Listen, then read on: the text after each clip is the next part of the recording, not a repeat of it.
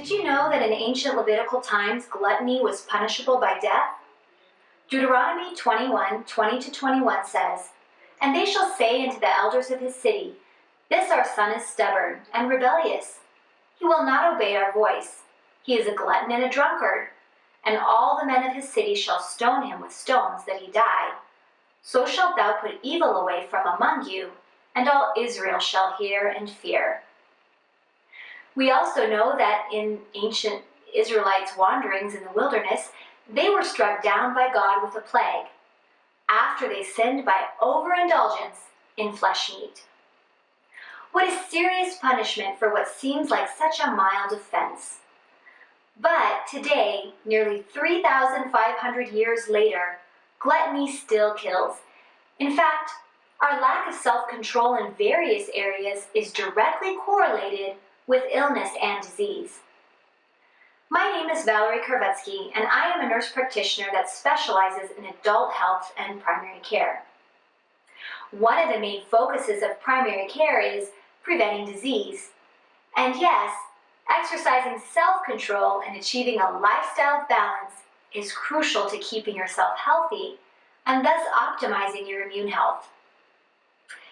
Yet today, the idea of self-control is not an easy one in our age of self-pleasing excess.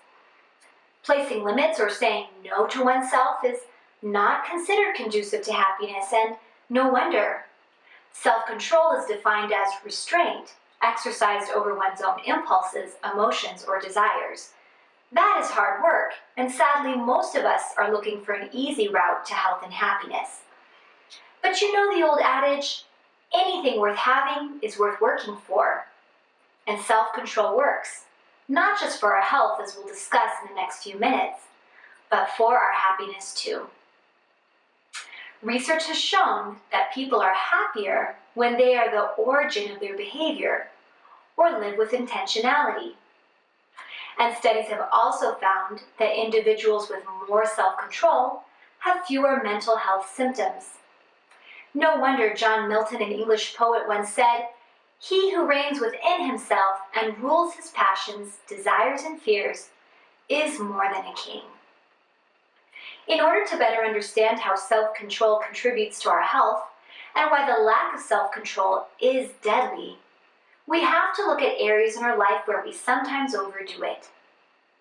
And many of these areas are not bad in and of themselves.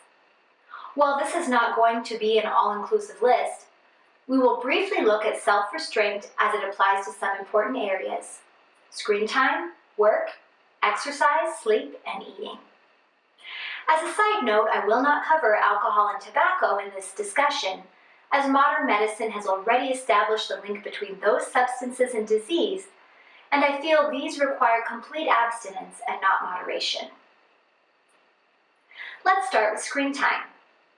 Technology in itself is not a bad thing.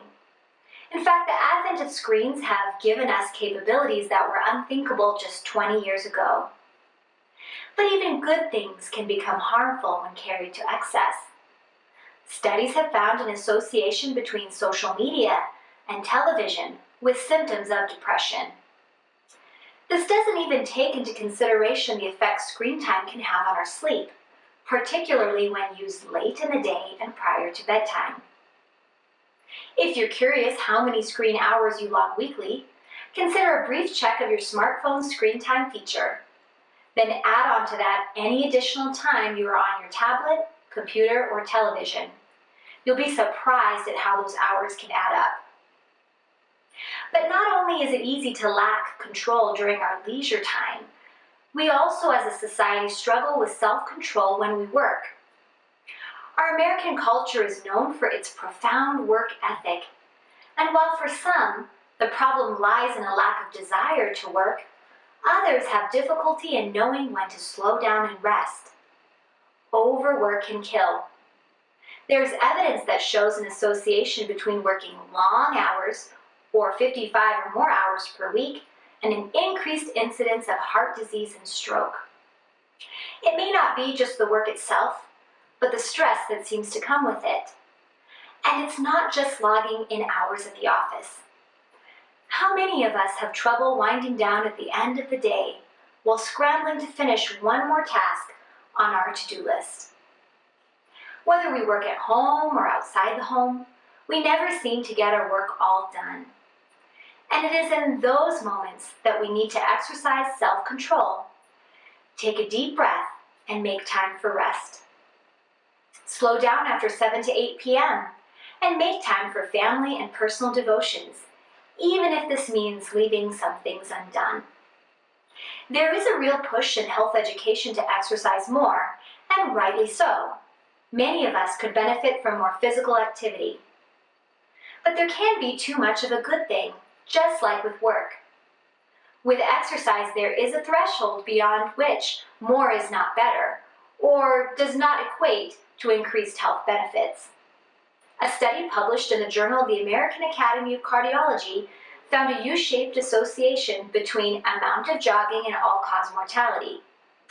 What this means is that light joggers had a lower risk of death than sedentary people who didn't jog. However, the mortality rate of strenuous joggers was no different from those who didn't jog at all. Can you believe it?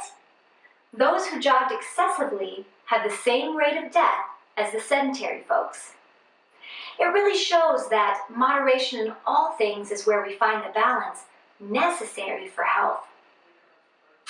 Now, with eating, the principles of self-control are more obvious. Overeating has been a problem for mankind since the beginning of time.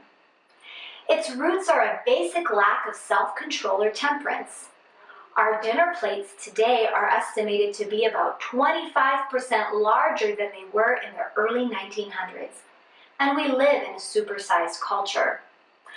Along with that has come the rise that we see in obesity, diabetes, high blood pressure, and cancers. Eating can be a real struggle, and a lot of us worry about what we should eat. But even those who eat a healthy, plant-based diet can engage in unhealthy eating habits by overeating or eating excessive amounts of a certain food. So how much should I eat, and when should I stop?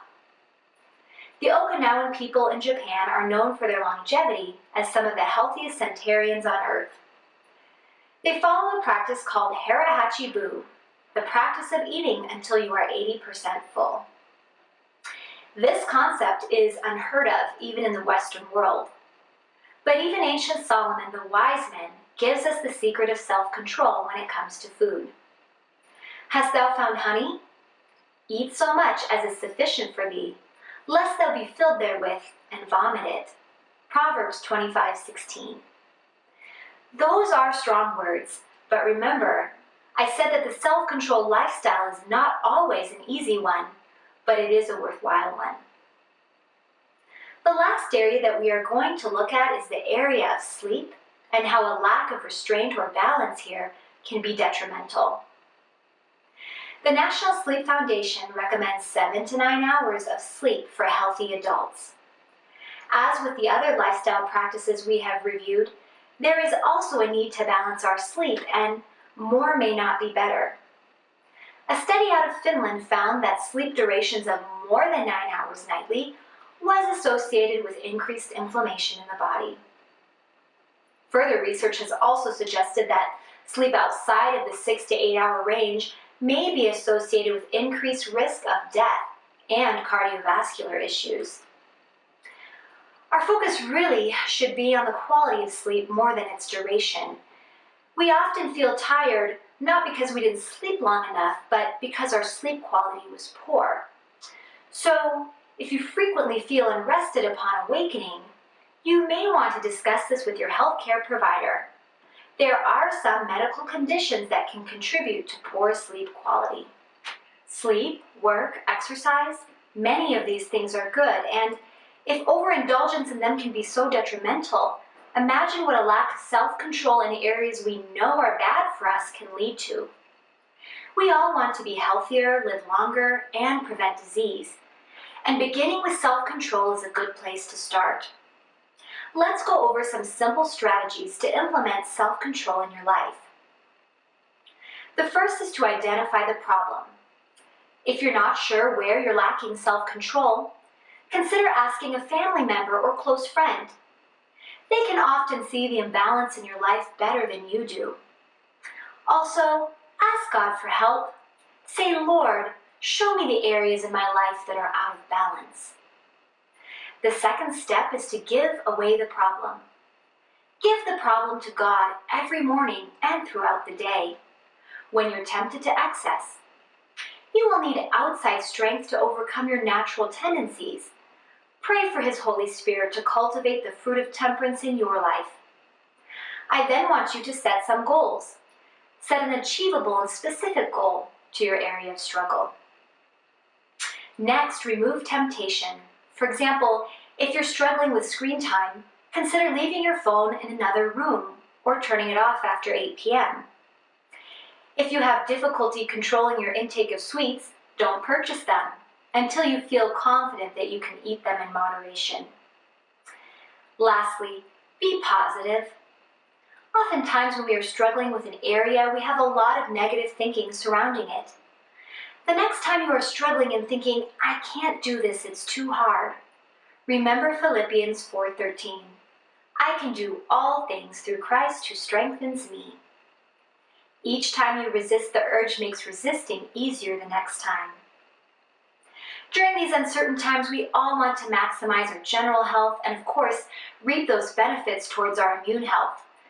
There is no magic pill or potion for health or longevity.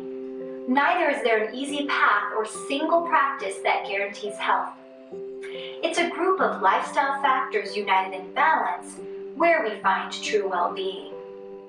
The key to this lifestyle is the practice of self-control. I hope you found this introduction to self-control helpful, and take some time for self-reflection to begin this journey in your life.